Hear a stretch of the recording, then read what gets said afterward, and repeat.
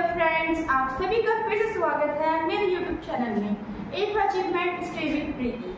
और आज हम पढ़ेंगे 12th क्लास का ही चैप्टर जिसका नाम है समकालीन दक्षिण एशिया। बहुत इजी चैप्टर है।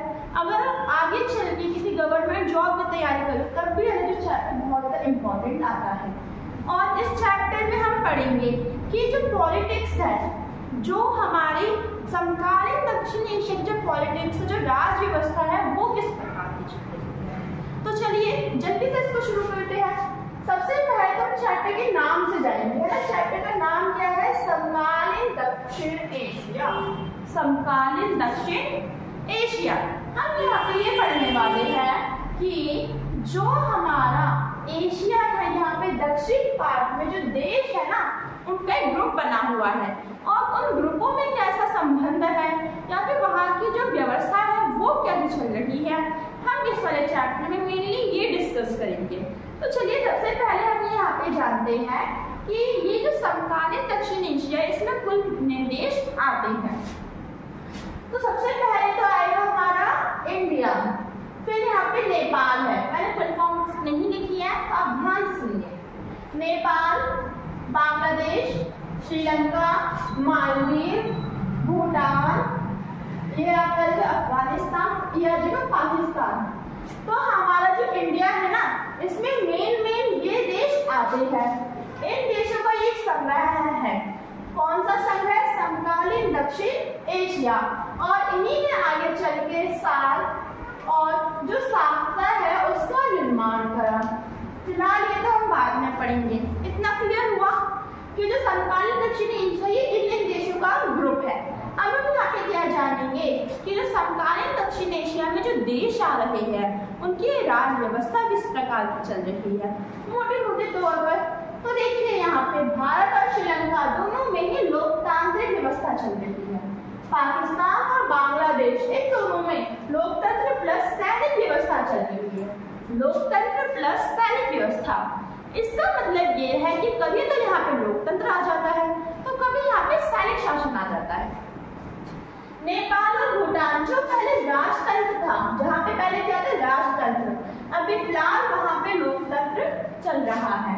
मालदीव, जो मालदीव है यहाँ पे गणतंत्र है। उसके बाद आता है अफगानिस्तान। अफगानिस्तान में पहले लोकतंत्र था, अब यहाँ पे जो सैनिक शासन है वो आ गया है। इतना समझ में आया कि भाई कौन से देश में कौन सी व्यवस्था चल रही है।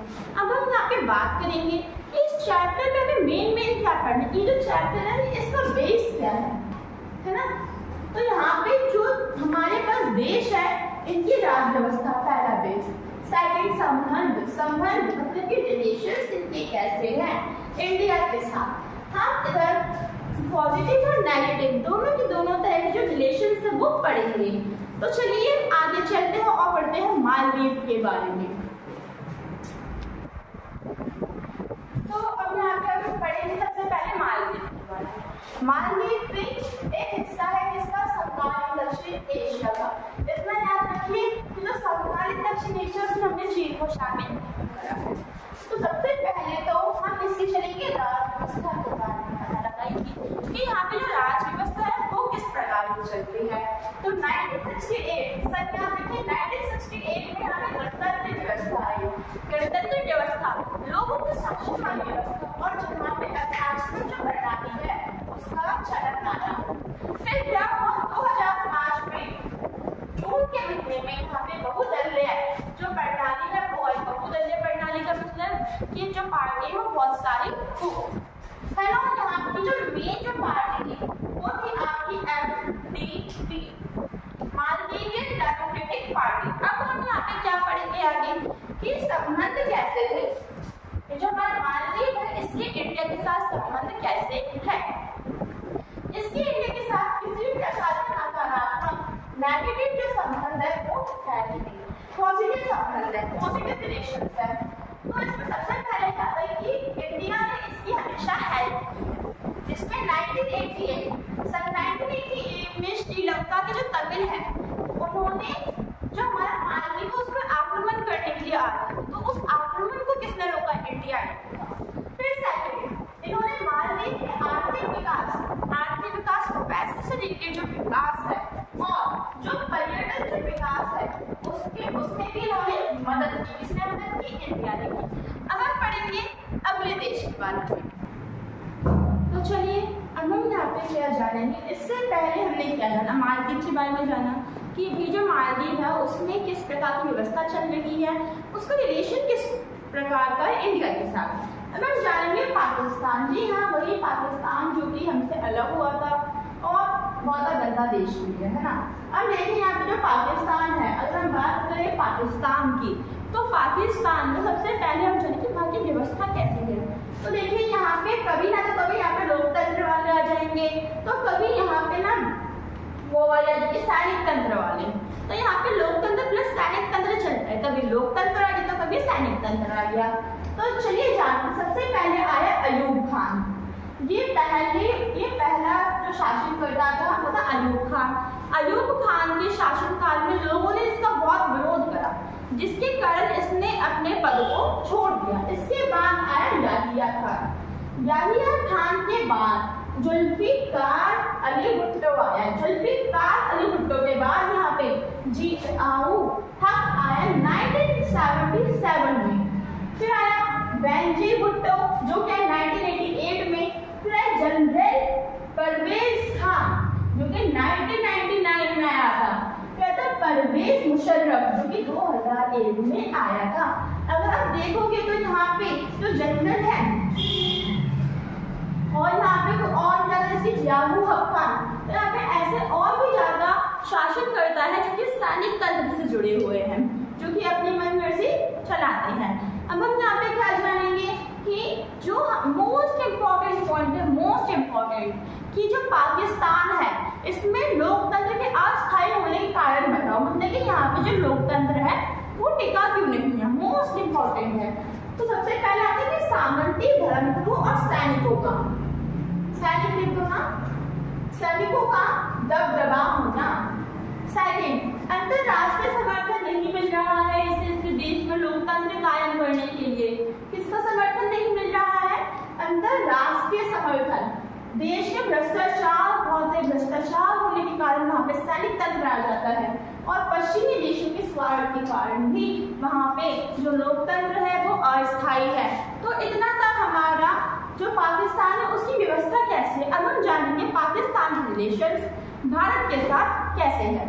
तो देखिए हम यहाँ पे क्या पढ़ेंगे, हमारे बीच में कुछ इस तरह का पॉजिटिव रिलेशन है, नेगेटिव है ना। तो सबसे पहले आता है भारत और पाक के बीच 4 युद्ध।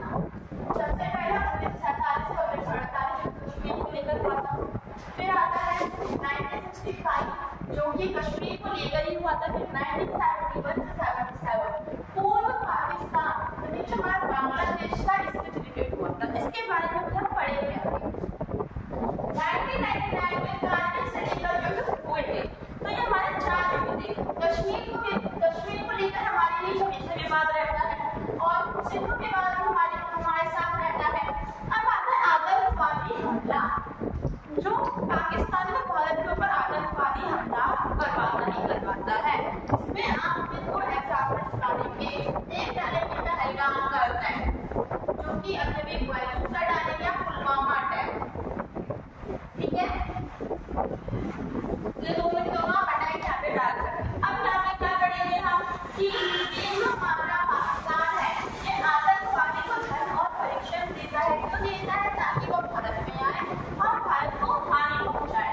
और ISI जो संगठन है इसका भी निर्माण पाकिस्तान में हुआ है, जो कि आतंकवाद से रिलेटेड एक संगठन है। दोनों के बीच हमेशा हथियारों की होड़ रहती है। हथियारों की होड़ का मतलब ये जिस तरीके से हमने चैप्टर नंबर 5 में पढ़ा था कि जो हमारा रूस है और जो USA है उन दोनों के बीच में हथियारों की होड़ थी कि मेरे पास ज्यादा हथियार होंगे, मेरे पास होंगे। इसी तरीके से जो हमारे इंडिया और जो पाक है ना इन दोनों के बीच में हथियारों की होड़ रहती है। और परमाणु परीक्षण आप यहाँ पे मुद्दा लिखेंगे। तो ये सारे मुद्दे हैं, आप इसमें से कोई भी 6 मुद्दे उठा के लिख दीजिए। अब हम जानेंगे बांग्लादेश के बारे में। अब हम यहाँ पे क्या पढ़ेंगे कि जो हमारा बांग्लादेश है ना इसके साथ मतलब कि इसकी राज्य व्यवस्था कैसी है और इसके संबंध कैसे हैं भारत के साथ। तब हमारा जो टॉपिक है वो बांग्लादेश। बांग्लादेश को हम पहले पूर्व पाकिस्तान कहते थे। क्या कहते थे? पूर्व पाकिस्तान।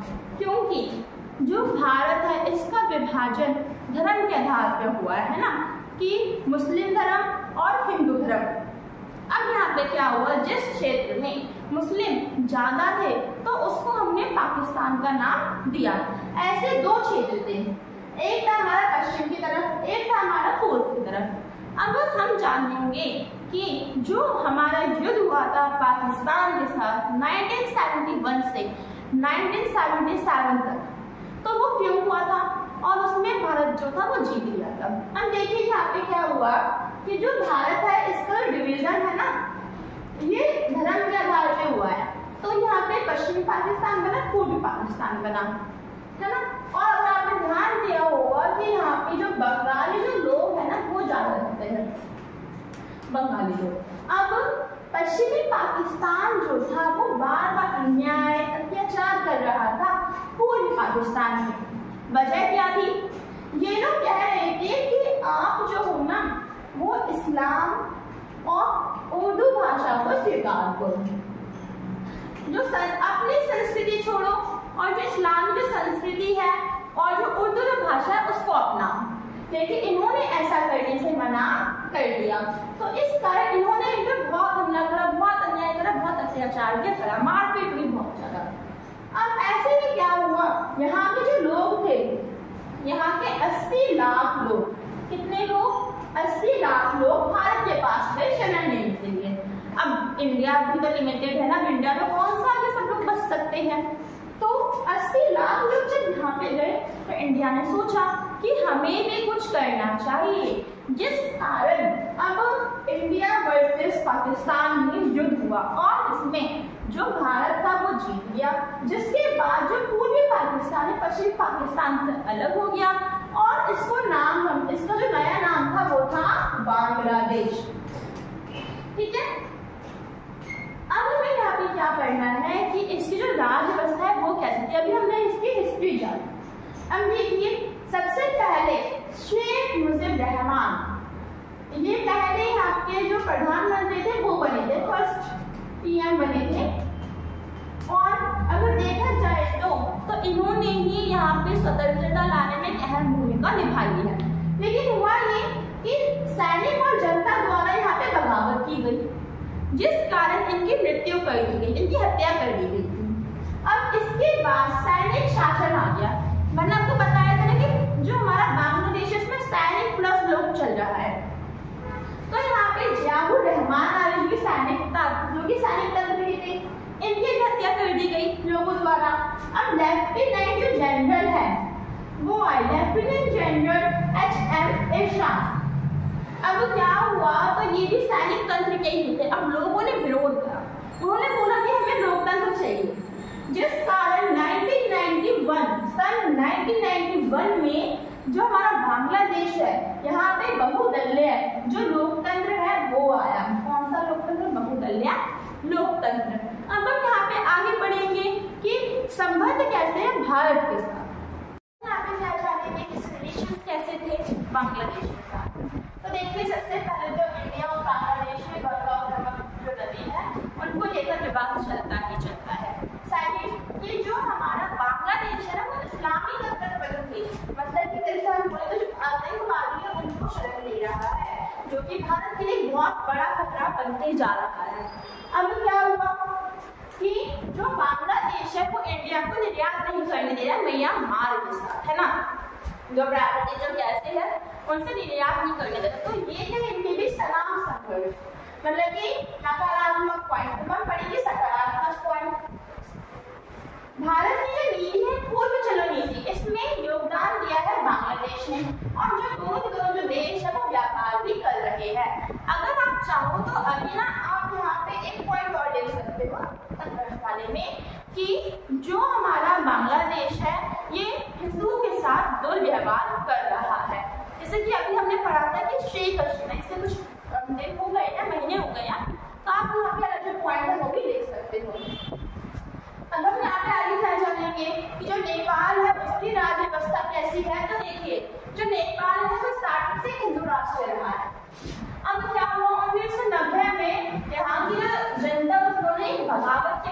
आंदोलन करा। उन्होंने बोला कि हमें यहाँ पे राजतंत्र नहीं चाहिए, क्योंकि उस समय वहाँ पे राजतंत्र था। तो इसके कारण क्या हुआ, जो हमारे नेपाल है उसमें संसद का निर्माण हुआ था। किसका निर्माण हुआ? संसद का।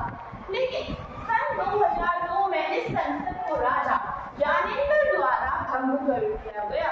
किसके द्वारा? राजा ज्ञानेंद्र द्वारा। अब क्या हुआ, यहाँ पे त्रिपक्षीय संघर्ष चला। त्रिपक्षीय संघर्ष मतलब कि राजा, लोकतंत्र, माओवादी, इन तीनों के बीच यहाँ पे संघर्ष चला। और 2006 में कहीं जाके नेपाल में लोकतंत्र आया और 2015 में इसका संविधान बना। अब हम यहाँ पे आगे पढ़ेंगे संबंध कैसे नेपाल के इंडिया के साथ। तो अब यहाँ पे क्या हुआ, हम जानेंगे नेपाल और भारत के बीच के संबंध।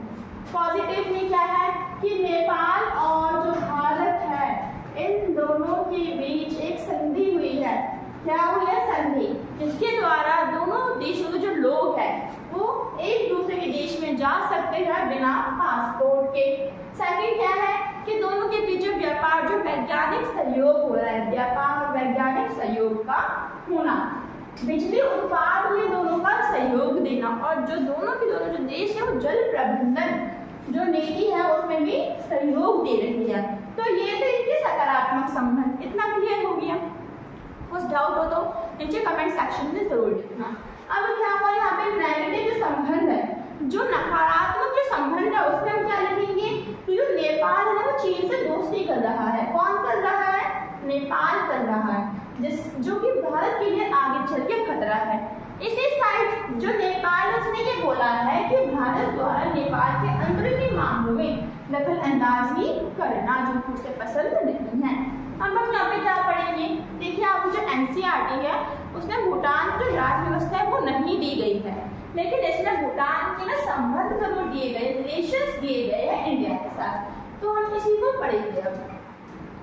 तो देखिए यहाँ पे सबसे पहला जो पॉइंट है कि दोनों जो देश है इनके बीच पॉजिटिव है, एक भी नेगेटिव है नहीं, मालदीव की तरह। तो उग्रवादी को भगाया, जो भूटान है ना उसने अपने देश से जो भारत के जो उग्रवादी है उनको भगा दिया, सॉरी पाकिस्तान के उग्रवादी। और जो पनबिजली जो योजना है, पनबिजली योजना का मतलब जो बिजली की बचत या फिर बिजली को और ज्यादा विकसित करने की जो योजना है उसमें सहयोग दिया। आज की वीडियो में बस इतना ही। अगली वीडियो में हम पढ़ेंगे श्रीलंका की कहानी और साफ्ता और सार्क के बारे में। तो किसी और वीडियो के लिए कमेंट जरूर करना, कुछ डाउट हो तो कमेंट जरूर करना, लाइक और सब्सक्राइब जरूर करें।